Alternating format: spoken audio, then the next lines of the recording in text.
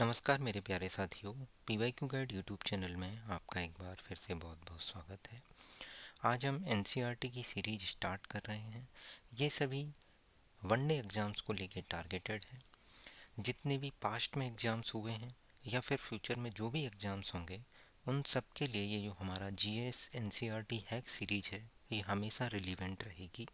क्योंकि जितने भी क्वेश्चंस जीएस सेक्शन में पूछे जाते हैं वो मोस्टली एनसीईआरटी से लाइन टू लाइन उठाए जाते हैं। ये इस सीरीज में आपको कम्प्लीटली पता चल जाएगा कि एनसीईआरटी कितनी महत्वपूर्ण थी और कितनी महत्वपूर्ण रहेंगी। आइए शुरुआत करते हैं। मैं आपको लाइन टू लाइन एनसीईआरटी की एक्सप्लेन करूँगा और साथ ही साथ बताऊँगा कि क्या आपके एग्ज़ाम में पूछा जा चुका है और क्या पूछा जा सकता है। आइए शुरुआत करते हैं। ये हमारा जो क्लास 6 की our past one social science की जो बुक है उसका फर्स्ट चैप्टर है what where how and when. What where how and when. इसमें एक लड़की है रसीदा। ये बैठ के एक न्यूज़पेपर पढ़ रही थी। अचानक उसकी आई एक हेडलाइन पर पड़ी जिस पे लिखा था 100 years ago। 100 years ago। तो वो आश्चर्यचकित होती है। हाउ शी वंडर्ड कि could anyone know that what happened so many years ago. वो आश्चर्यचकित होती है कि कोई इतना पुरानी चीज़ें कैसे जान सकता है कि 100 साल पहले क्या हुआ था। फाइंडिंग अबाउट व्हाट हैपेंड, हम पता करते हैं कि क्या हुआ था। अगर कोई हमसे पूछता है कि कल क्या हुआ था, तो हम कल का न्यूज़पेपर पढ़ सकते हैं। मतलब आज का न्यूज़पेपर पढ़ेंगे तो उसमें कल की न्यूज़ होगी, या फिर रेडियो सुन सकते हैं, या फिर टेलीविज़न देख सकते हैं जो कि कल जो हुआ था उसके बारे में बताएगा। यही अगर मैं कहूँ कि 1 साल पहले क्या हुआ था, तो जिसको याद होगा हम उससे पूछ सकते हैं कि क्या हुआ था। बट अगर what about long long ago, कई सौ साल पहले के बारे में पूछा जाए तो हम कैसे पता कर सकते हैं। Let us see how it can be done. Next paragraph है what can be known about the past. हम पास्ट के बारे में क्या जान सकते हैं। तो ये आपने एक इम्पोर्टेंट चीज़ सुनी होगी, हमारी बेसिक चीज़ें, रोटी कपड़ा और मकान। तो यही इसमें बताया गया है कि 3 चीज़ों के बारे में सबसे पहले हम जान सकते हैं। There are several things we can find out what people ate, मतलब लोग क्या खाते थे, रोटी। The kinds of cloth they wore, मतलब क्या कपड़े पहनते थे। The houses in which they lived, किस तरीके के मकान में रहते थे। तो ये आपको याद हो जाएगा कि हम उनके बारे में क्या जान सकते हैं। इवन हम ये भी जान सकते हैं कि जो हंटर्स थे, शिकारी थे, हर्डर्स थे, मतलब कौन हुए ये जो मवेशियों को चराते थे, चारवाहा। फार्मर्स किसान, रूलर्स हो गए, मर्चेंट्स हो गए, प्रीस्ट हो गए, क्राफ्ट पर्सन हो गए, आर्टिस्ट हो गए, म्यूजिशियन हो गए, साइंटिस्ट हो गए। इन सब की लाइफ के बारे में भी हम जान सकते हैं। और हम ये भी पता कर सकते हैं कि उस समय के जो बच्चे थे वो किस तरीके के गेम खेलते थे, किस तरीके की स्टोरीज सुनते थे। जैसे बचपन में हमारे बाबा दादी नाना नानी हमें कुछ स्टोरीज सुनाते थे, उसी तरीके से इसमें बताया गया है कि उस समय के बच्चे क्या गेम खेलते थे और वो किस तरीके की स्टोरीज सुनते थे, कौन से नाटक देखते थे, या फिर किस तरीके के गाने गाते थे। वेयर डर पीपुल लिव, लोग कहाँ रहते थे। तो बताया गया है कि find the river Narmada. Very important. अभी तक जो भी बताया वो आपके लिए इररिलेवेंट है, बट हाँ आपका जानना ज़रूरी है, क्योंकि इस चैप्टर की जो थीम है वो आपको पता चलती है। यहाँ से कोई भी क्वेश्चन नहीं पूछा जाएगा। अगर पूछा जाएगा तो इस रोटी कपड़े मकान पे पूछा जा सकता है। वेयर डू पीपल लिव, लोग कहाँ रहते थे। तो हमें बताया गया है find the river Narmada on map 1, page 2। मैं आपको दिखा देता हूँ, उसके बाद हम आगे बढ़ेंगे। ये पेज 2 पर नर्मदा रिवर को हम लोकेट करते हैं। ये फिजिकल मैप ऑफ इंडियन सब कॉन्टिनेंट है। ये है नर्मदा रिवर। क्लियर है, बिल्कुल सेंट्रल इंडिया में। People have lived along the banks of this river for several hundred years ago। Question आपसे पूछ सकता है several hundred years ago, सबसे पहले लोग किस रिवर के किनारे रहते थे। तो आपको ध्यान रखना है क्या है, Narmada. Some of the earliest people who lived here were skilled gatherer. अब वो आपसे पूछेगा some of the earliest people, some of the earliest people lived at the banks of which river, तो क्या है, नर्मदा। नर्मदा रिवर के किनारे रहते थे और इन्हें क्या बोला जाता था ये भी ध्यान रखना है, स्किल्ड गैदरर। एग्जामिनर ऑप्शन में दे देगा unskilled gatherer, skilled gatherer, skilled herders, unskilled herders, तो इस तरीके से कई सारे ऑप्शन देगा। तो आपको ध्यान रखना है कि some of the earliest people, अगर सेवरल थाउजेंड ईयर्स एगो की बात करें तो फिर वो लोग कहाँ रहते थे, नर्मदा रिवर के किनारे रहते थे। इन्हें स्किल गैदरर क्यों बोला जाता था, गैदरर इसलिए बोला जाता था क्योंकि वो अपना फूड खुद कलेक्ट करते थे। अब ये फूड कहाँ से लाते थे, तो जो सराउंडिंग फॉरेस्ट था, सराउंडिंग फॉरेस्ट था वहाँ से वो अपना फूड कलेक्ट करते थे। इन्हें स्किल्ड इसीलिए बोला जाता था क्योंकि इनके अंदर एनिमल को हंट करने की स्किल भी थी और साथ ही साथ इनके पास एक नॉलेज थी वास्ट वेल्थ ऑफ प्लांट, कि जो प्लांट्स हैं जो नियर बाई सराउंडिंग फॉरेस्ट में, उनकी क्या कीमत है, वो उसकी वास्ट वेल्थ को जानते थे और रूट्स को कलेक्ट करते थे, फ्रूट्स को कलेक्ट करते थे और अदर फॉरेस्ट प्रोड्यूस को कलेक्ट करते थे अपने फूड के लिए, अपने खाने के लिए। तो समझ में आ गया, यहाँ से क्वेश्चन पूछे जाने के चांसेस हैं कि some of the earliest people several thousand hundred years ago lived on the bank of which river, तो करेक्ट आंसर है नर्मदा। और जो ये पीपल नर्मदा के किनारे रहते थे इन्हें क्या बोला जाता था, स्किल्ड गैदरर। क्यों बोलते थे स्किल्ड गैदरर, क्योंकि ये अपना गैदरर का मतलब फूड खुद कलेक्ट करते थे, स्किल्ड गैदरर थे इसका मतलब इन्हें और स्किल भी आती थी जैसे कि एनिमल्स को हंट करना। ये क्या फूड कलेक्ट करते थे, तो सराउंडिंग फॉरेस्ट में जो भी फॉरेस्ट प्रोड्यूस थे, रूट्स थे, फ्रूट्स थे, उन सबको कलेक्ट करते थे और इनके पास एक नॉलेज थी वास्ट वेल्थ ऑफ प्लांट्स। जो सराउंडिंग फॉरेस्ट में जो भी प्लांट्स हुआ करते थे, जो भी फॉरेस्ट प्रोड्यूस हुआ करता था, उनकी एक वास्ट वेल्थ के बारे में जानते थे कि इनकी क्या कीमत है, कब ये उगते हैं।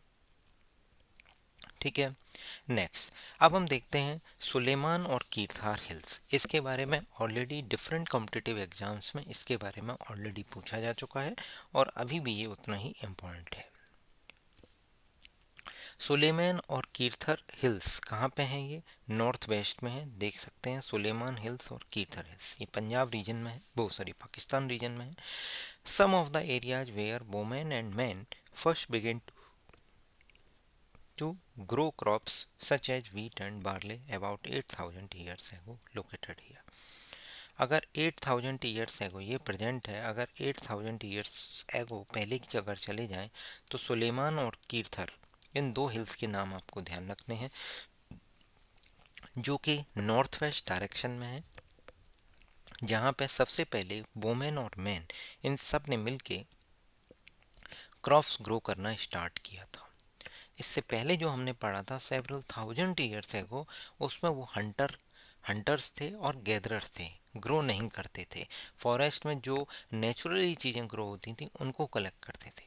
अब आ रहा है कि वो क्रॉप ग्रो करना स्टार्ट कर रहे हैं और उन्होंने किस तरीके की क्रॉप्स को ग्रो किया था ये भी ध्यान रखना होगा आपको, वीट और बार्ले। ठीक है, नेक्स्ट देखते हैं उन्होंने जब क्रॉप्स को ग्रो करना स्टार्ट किया था तो उन्होंने साथ ही साथ कि जब क्रॉप्स को ग्रो करेंगे इसका मतलब वो एक प्लेस पे रहना चालू कर देंगे, तो इसमें लिखा गया है कि वो एक विलेजेस में रहते थे और साथ ही साथ एनिमल्स को भी रियर करते थे। किस तरीके के, सीप, गॉट एंड कैटल, ये सारी चीज़ें लिंक हैं। जब कुछ लोग मैन और वुमेन किसी प्लेस पे कोई चीज़ ग्रो करेंगे तो फिर उन्हें वहीं रुकना पड़ेगा उनकी देखरेख के लिए। तो साथ ही साथ और जो चीज़ खाएंगे तो उसका जो वेस्ट प्रोडक्ट बनेगा, जैसे मान लीजिए पेड़ पौधे भी है तो फल ले लिए, तो पेड़ जो बचे या उसकी घास फूस बची तो वो सब क्या होगा, वो मवेशियों के काम में आएगी। तो उन्होंने एनिमल्स को भी रियर करना चालू किया और एक प्लेस पर रहना चालू कर दिया। तो ये आपको समझ में आ गया होगा। सुलेमान और कीर्थार हिल्स आपको ध्यान रखनी है, कहाँ पे है, नॉर्थ वेस्ट डायरेक्शन में है और जहाँ पे सबसे पहले क्रॉप ग्रो करना स्टार्ट किया था मैन और वुमेन ने। किस तरीके की क्रॉप ग्रो करते थे? वीट और बार्ले, ये दो चीज़ें ध्यान रखनी है। साथ ही साथ एनिमल्स को रियर करना स्टार्ट किया, मतलब एनिमल्स को पालना स्टार्ट किया। कौन कौन से एनिमल्स? सीप हैं, गोट हैं और कैटल हैं, मतलब भेड़, बकरी और मवेशी। ठीक है। साथ ही साथ लिव्ड इन विलेजेस, गांव में रहते थे। ठीक है। अब नई लोकेशन हमें बोल रहा है कि लोकेट करिए गारो हिल्स के बारे में, जो कि नॉर्थ ईस्ट में है, येरिंग गारो हिल्स नॉर्थ ईस्ट में, और विंध्याज के बारे में जो सेंट्रल इंडिया में है, नर्मदा के ऊपर। There were some of the other areas where agriculture developed. अब देखिए, एग्रीकल्चर के बारे में एक बार इन्होंने यहाँ पे भी बताया। इन्होंने कहा कि कुछ अदर एरियाज भी हैं जहाँ पे एग्रीकल्चर डेवलप हुआ था।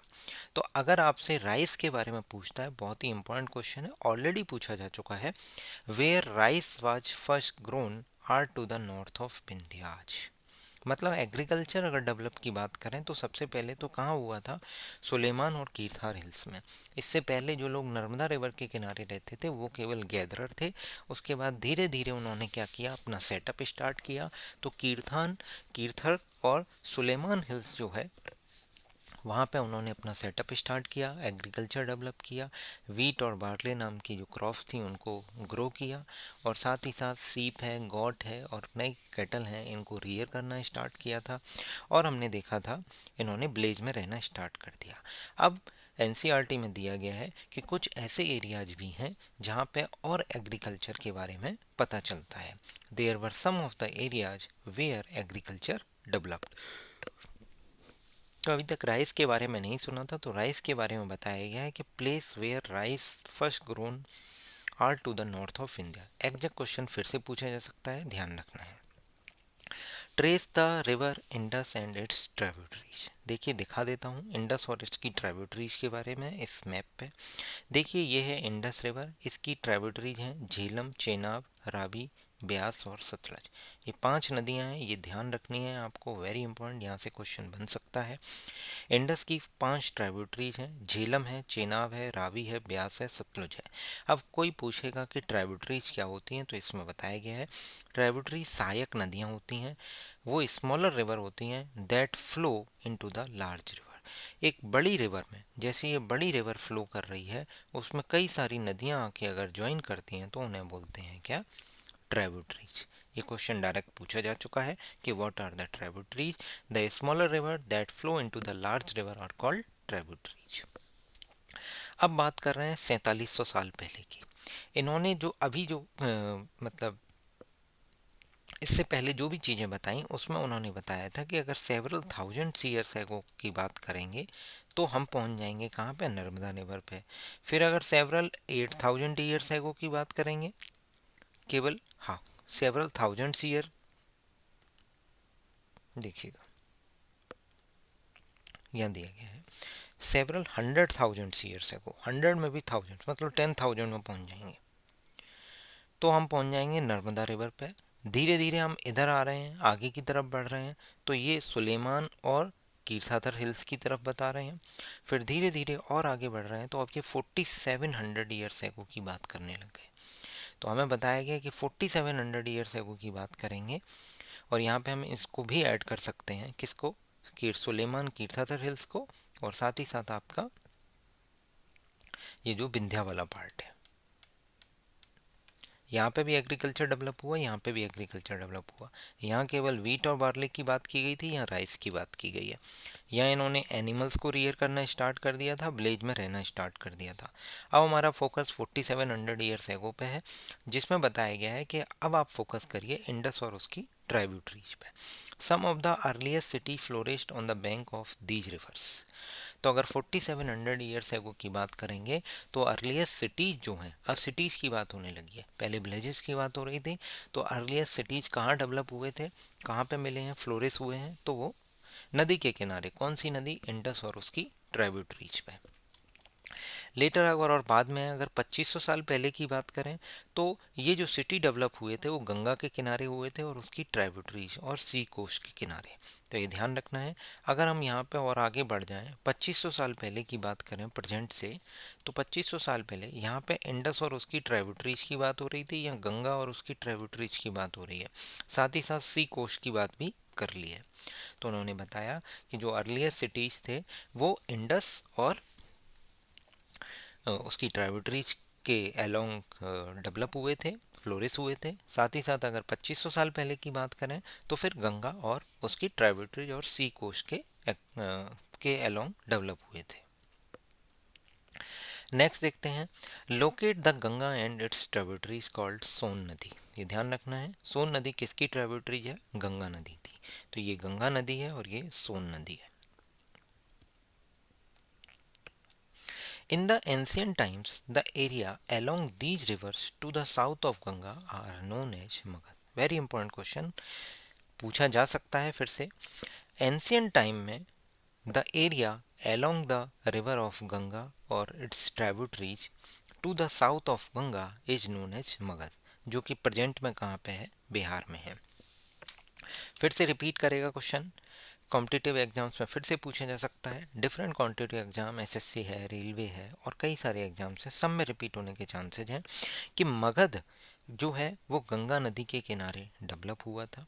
एक लार्ज किंगडम था, वेरी पावरफुल किंगडम था, वेरी पावरफुल और लार्ज किंगडम। कहाँ से कहाँ तक बताया है?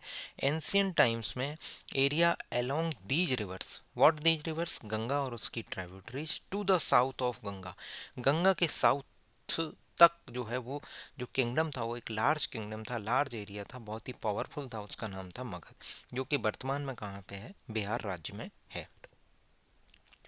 फिर क्या बताया गया है? कंट्री के और भी पार्ट्स में बहुत सारे किंगडम सेटअप हुए थे, जिनके बारे में आगे हम इस बुक में ही पढ़ेंगे, जिसमें महाजनपद के बारे में हम देखेंगे। Throughout people travelled from one part of the subcontinent to other. अब लोगों का ट्रेवलिंग चालू हो गई। अभी तक लोग क्या कर रहे थे? एक विलेज में स्टे करना चालू कर रहे थे। अब लोग ट्रैवल कर रहे हैं, बट ट्रैवल जब कर रहे हैं तो उनके सामने कई सारे चैलेंजेज आएंगे, उसके बारे में हमें बताया गया है कि हिल्स हैं, हाई माउंटेन्स हैं जैसे हिमालयाज है, डेजर्ट है, रेगिस्तान है, नदियाँ हैं, समुद्र है, made journey dangerous at the times. Sometimes ये सारी जो जर्नीज हैं ये क्या करती थी, मतलब डेंजरस हो जाती थी, इसकी वजह से जर्नी ऑब्स्टिकल आते थे, बट लोग फिर भी ट्रेवल करते थे one part of the subcontinent to another. But कभी इम्पॉसिबल नहीं रहा। Man and women moved in the search of livelihood as also to escape from the natural disaster, flood, droughts. तो आपको कई सारे कारण मिलेंगे कि लोग अब मूव क्यों कर रहे हैं। सबसे पहला उन्होंने बताया कि लाइवलीहुड के लिए।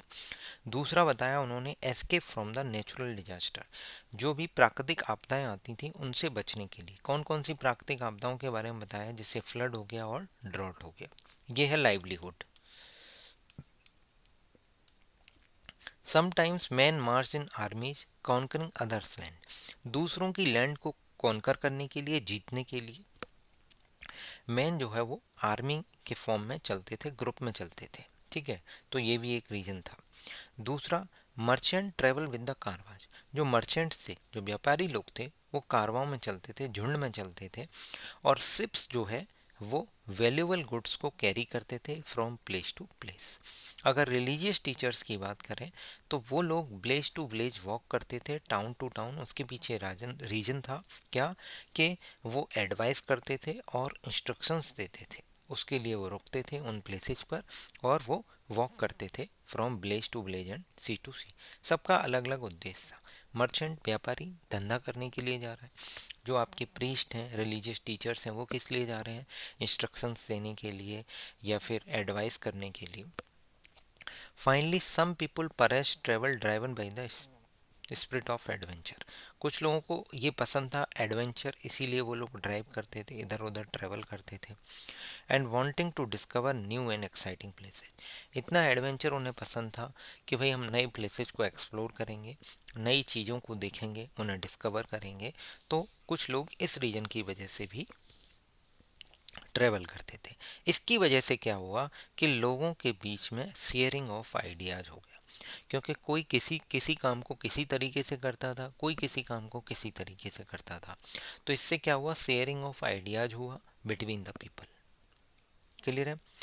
अब आजकल लोग क्यों चलते हैं वो बताया गया है। Why do people travel nowadays, तो बताया गया है, look at the map one once more, hills mountains and seas from the natural frontier of the सब कंटिनेंट।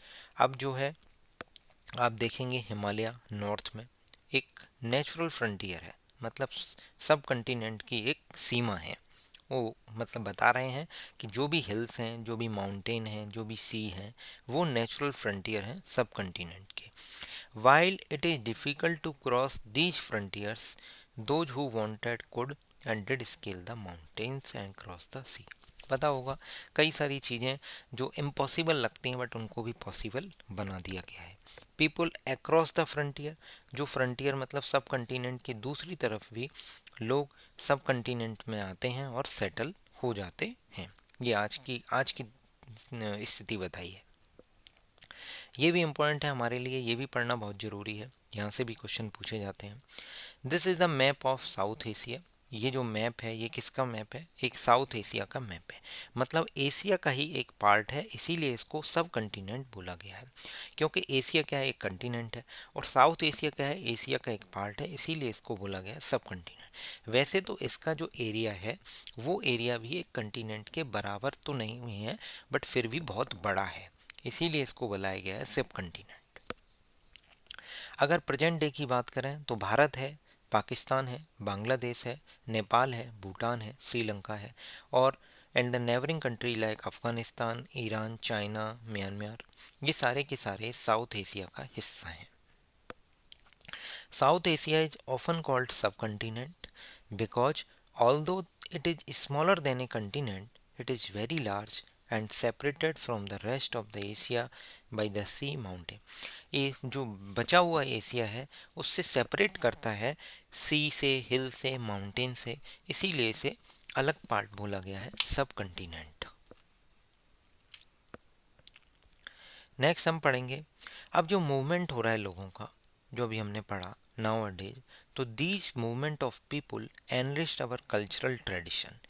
हमारा जो कल्चरल ट्रेडिशन है उसको क्या कर रहा है, एनरिच कर रहा है।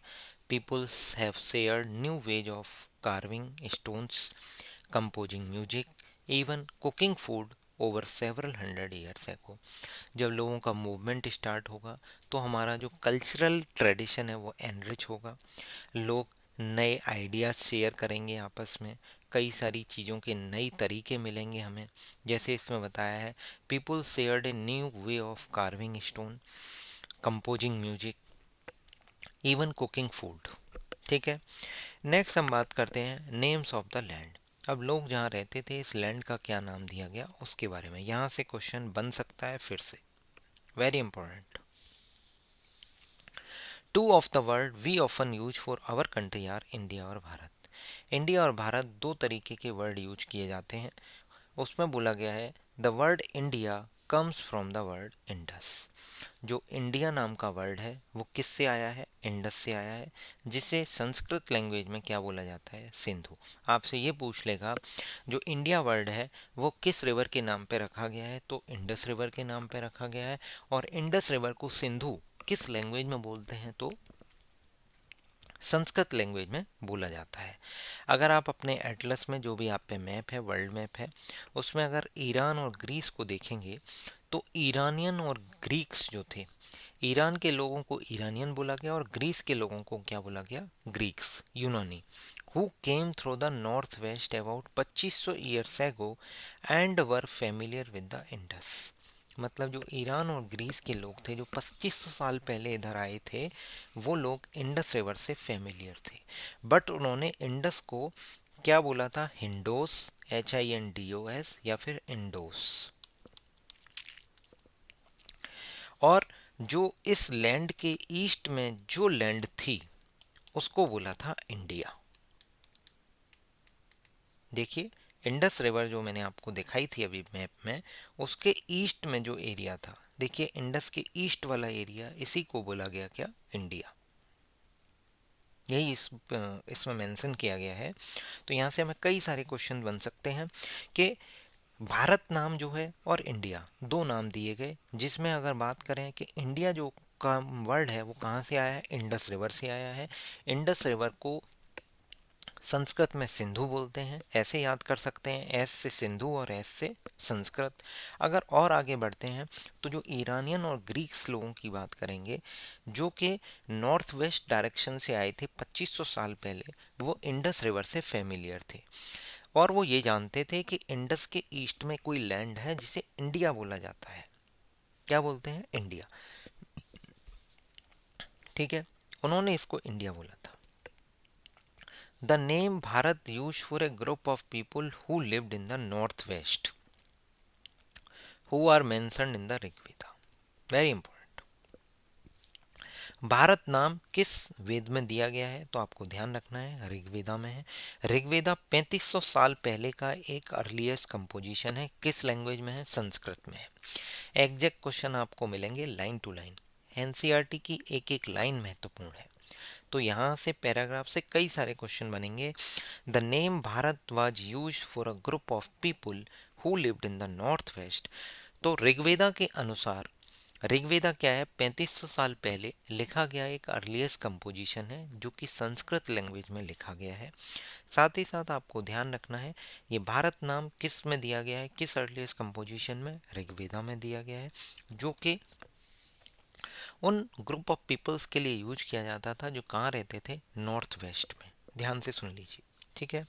Later it was use for our country. इसके आगे का फाइंडिंग अबाउट द पास्ट से हम नेक्स्ट वीडियो में देखेंगे। आप सभी का धन्यवाद। Keep sharing. अगर आप चैनल पर नए हैं तो चैनल को सब्सक्राइब कीजिए। ये सीरीज हम डेली बेसिस पर आपको प्रोवाइड करेंगे और आजकल ट्रेंड ये है, एनसीईआरटी से लाइन टू लाइन क्वेश्चन पूछे जा रहे हैं, आपके एग्जाम के लिए काफ़ी महत्वपूर्ण होगा। अगर आप हमारा पेड बैच ज्वाइन करना चाहते हैं तो टेलीग्राम चैनल में का लिंक जो है डिस्क्रिप्शन में दिया गया है। आप हमारी टेलीग्राम आईडी @PYQ गाइड 2024 पर कनेक्ट कर सकते हैं for more information. PYQ guide 2024। Thank you.